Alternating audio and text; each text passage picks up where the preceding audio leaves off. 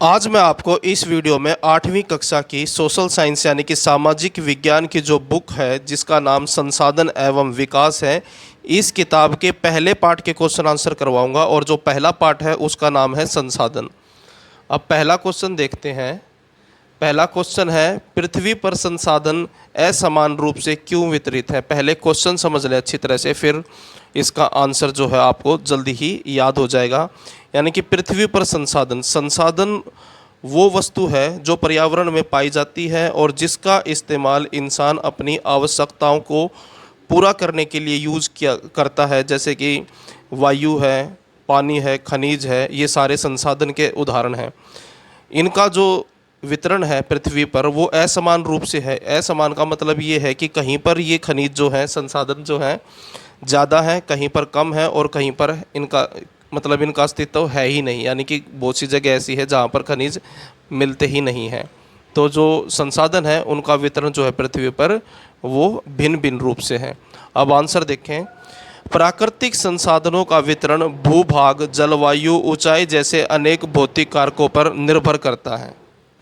यानी कि संसाधनों के वितरण में भूभाग यानी कि जो ज़मीन है वो कैसी है, समतल है या फिर पठारी है या फिर वहाँ पर पहाड़ है, ये चीज़ मैटर करती है। जलवायु कैसी है, वहाँ की नम है, शुष्क है या फिर ऊंचाई जैसे अनेक भौतिक कारक हैं, कारकों पर निर्भर करता है। यानी कि इन सभी कारकों के ऊपर निर्भर करता है संसाधनों का वितरण।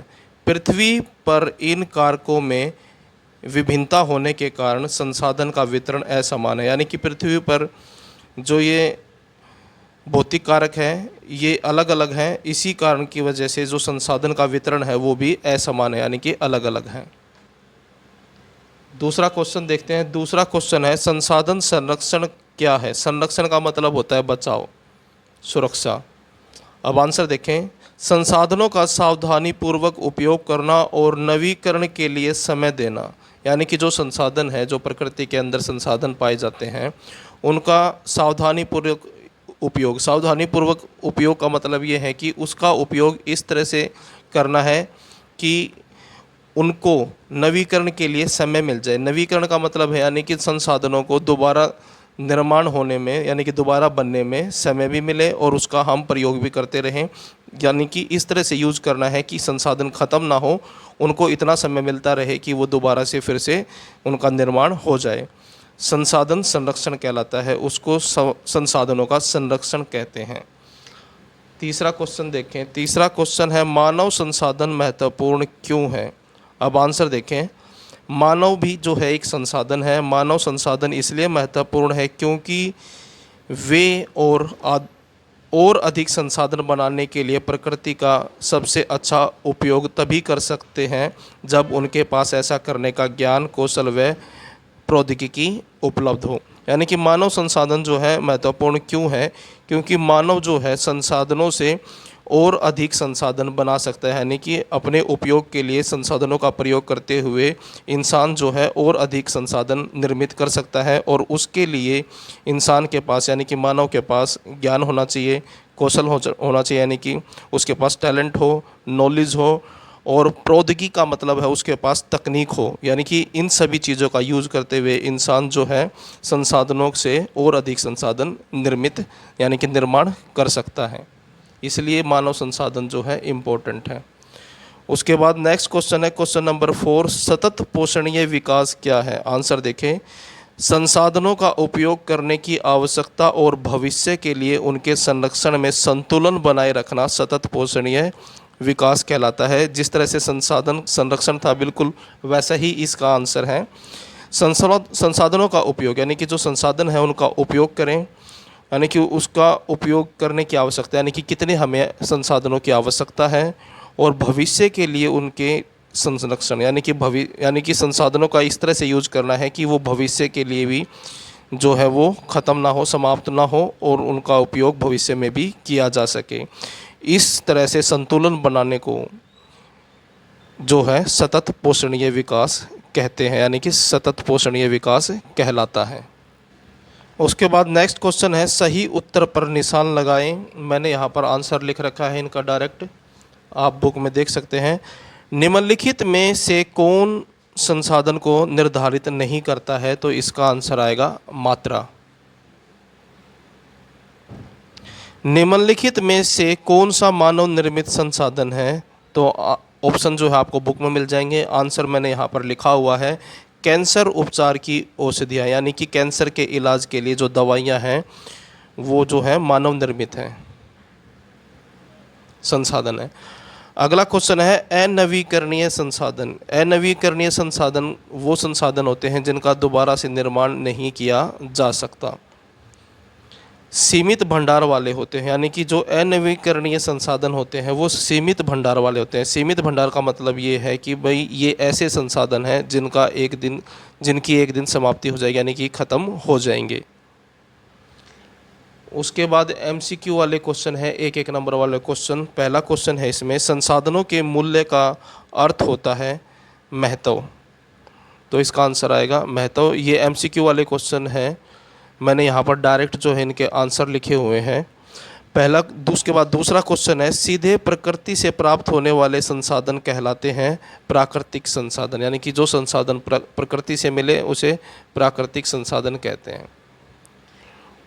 उसके बाद है प्राकृतिक संसाधन है, उदाहरण देना था प्राकृतिक संसाधन का, तो आंसर है इसका जल, यानी कि पानी जो है एक प्राकृतिक संसाधन है।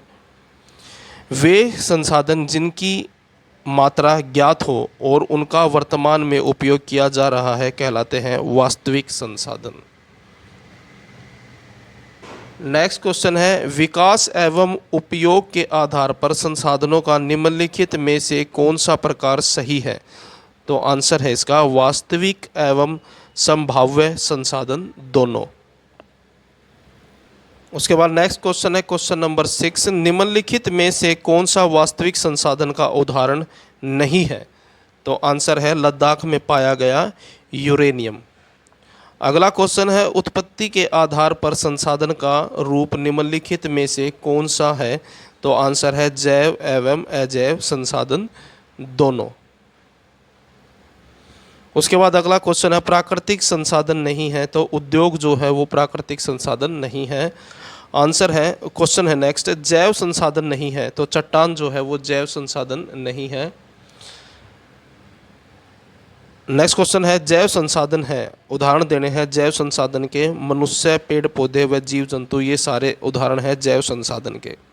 उसके बाद अजैव संसाधन नहीं है, तो पौधे जो हैं अजैव संसाधन नहीं है, ऊपर वाले क्वेश्चन में ही बताया गया था, जो पेड़ पौधे होते हैं वो तो जैव संसाधन होते हैं।